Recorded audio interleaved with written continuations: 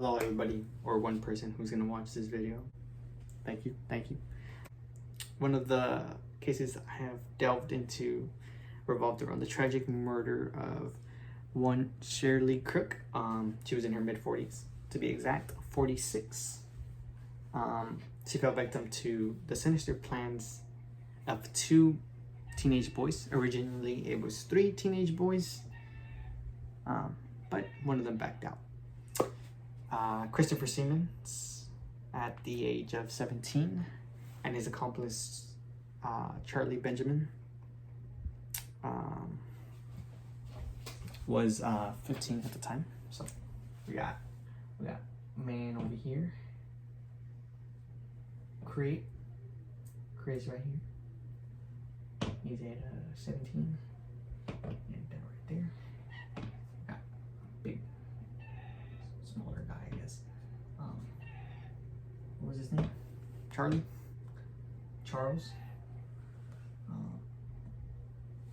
Right here, he's 15. Right, these two bozos decide to murder Shirley Crook. Third teenager, which was John Tesmer, who was initially involved in that same scheme to burglarize and kill somebody potentially. However, he backs out last minute. So what basically happens is on September 8th, 1993, we have these 3 teen boys meet up, presumably at the house of this ex-convict that they used to hang out with, Mooney, I believe that was his name. If I remember correctly, I'll correct it. Right?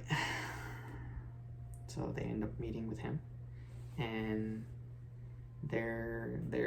well, they don't meet up with him. They meet up at his house, assuming they had multiple times. They frequently hung out there, as it was later found out, which really brings into question how much influence he had on their behavior to more likely commit crime. But that's completely separate, so we won't worry about that right now. Anyways, September 8th, 1993 comes around. You got John over here, you put in the middle. John, I think he's 16 at the time as well. John, who knows if you could hear any of this, but that's not the point. Right, John, 16. Oh, out of the picture. He dips, runs, gets the fuck out of there, right? Anyways, he decides to leave because he has better judgment and says, well, I don't really want to rob somebody and then go kill them, because, you know, that's against the law. So he says bye. So then at 2 a.m., now September 9th, next day, right? This the duo of Chris and Charlie, they're like, well, let's go through with it, cause, right, we want to be cool. We want to go kill somebody, because to them it's described as a thrill killing, at least to Christopher. This duo over here, they execute their plan by breaking into Mrs. Crook's house, which unfortunately for her at the time, her husband was on a business trip, so he wasn't there. He would arrive that same day, but later on. So she was home alone, and these 2 guys decided to break in, right? So you have them break into the residence of Miss Crooks, and basically she wakes up because she hears them break in. But another plot twist to this murder is that this man right here, Christopher, had already been in an accident with Miss Crooks before. They had gone into a car accident, I believe, and so he knew who she was. It's presumed that Shirley did know who Chris was. Kind of interesting that it's kind of brushed over, not really known. Maybe it could have been targeted. I think it could have been. Anyways, Chris decides to, get Charlie over here to tie her up and gag her. They eventually end up putting her in their van. This van right here.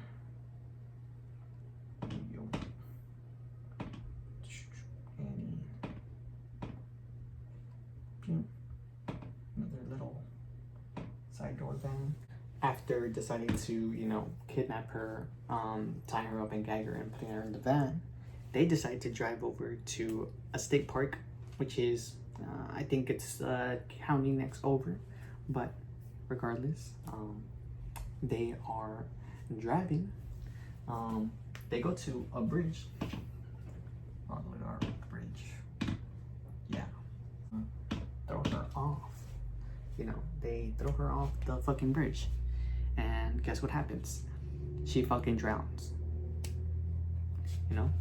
So now they killed her. And she's still alive, by the way. She's still conscious when she gets thrown off the bridge. So she ends up drowning, and we have fucking Chris over here the same day, later that day. He's over here bragging to his ex-con friend, "Oh, I killed the girl. I killed the lady. She was in a car crash with me. I killed her. He's over here, bragging. Unbeknownst to him, her husband arrives that afternoon to their residence, and he says, "Well, where's my wife?" Reports her missing to Jefferson County Police Sheriff Department, and they put out a search for her, but she's found a few hours later by fishermen in that river, the one that she drowned in. So they find her, and and then the following day, which is September 10th already, Chris is in high school, and guess what? The police arrest him because, loudmouth right here likes to brag about killing a woman, and they just found a woman. So they arrest him. Within 2 hours, he caves. He says, "Yep, it was me. I did it," and he waives all his constitutional rights away. Right?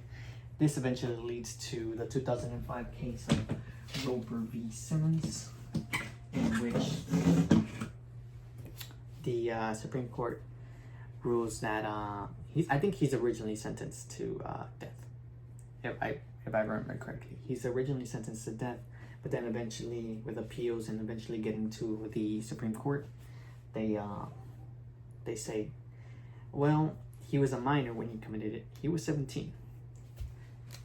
So 17-year-old. Real close to becoming 18, almost an adult. And they're saying, we can't, we can't put him to death because he's a minor. He's not fully developed.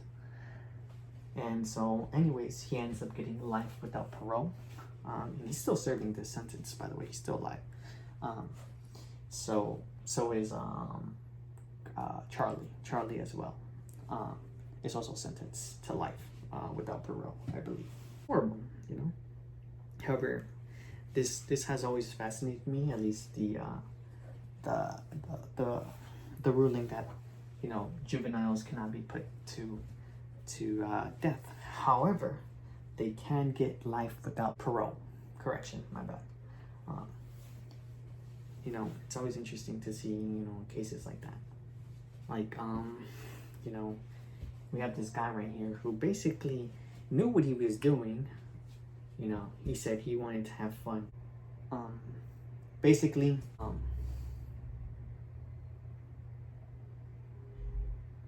Waxman basically just says adults and adolescents are not that cognitively different, and that Simmons had the full intent in committing the crime, which, depending on which side you're on, can argue that, he's basically there. I mean, he's almost 18 and he did kill somebody. And assumingly he had this plan for a while. Like, they constantly talked about it.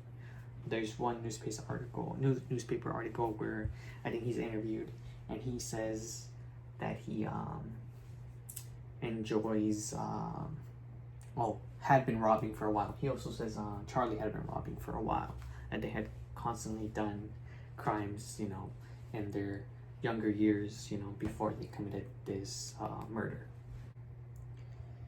Anyways, the representative for Simmons basically says, yeah, you could be 18, but you're not considered maturity. You're mature, you know. You know, the person's maturity should be always considered before, you know, we sentence them. Basically, is what he says. So in a 5-4 decision, the Supreme Court basically says that the death penalty cannot be imposed on a person who committed a crime as a minor, which is basically saying, hey, he's not mature enough. He didn't know what he was doing, despite there being evidence that he did know what he was doing. Horrible person, by the way, but he's also immature at the same time, and hanging out with an ex-con with his friends. But he still killed somebody, so, you know, it's a fine line of, you know, he's immature, you know, how much responsibility he has. It reminds me of the case of TK, which, you know, he got sentenced to 55 and now he's on his second charge or whatever. You know, sure, you can be immature, you might not be fully developed, but you're still committing serious fucking crimes. And if you're fucking John over here, who's also younger than you, by the way, decides to back out, you know, so how mature are you, really? Anyways, he still commits the crime. I'm pointing at the 17, acting like it's Chris, because it is Chris at the time. This is where we look at the amicus brief of the of Roper v. Simmons. So basically, the amicus brief states that adolescents between the group of 16 and 17 might not have good decision-making skills due to their maturity. You find that in this scenario, right? Two kids, you know, roughly around, you know, around the ages of 16, 17, not good decision. Basically, the amicus brief states that minors are not smart. We are not mature at that age. You know, we don't know what we're doing. We really don't, you know. Pretty sure all of us have experienced this. Not to the level of, you know, killing somebody, but, you know, not the smartest people we are at 17. But yeah, interesting case. Hope you liked the video. Thank you. Peace.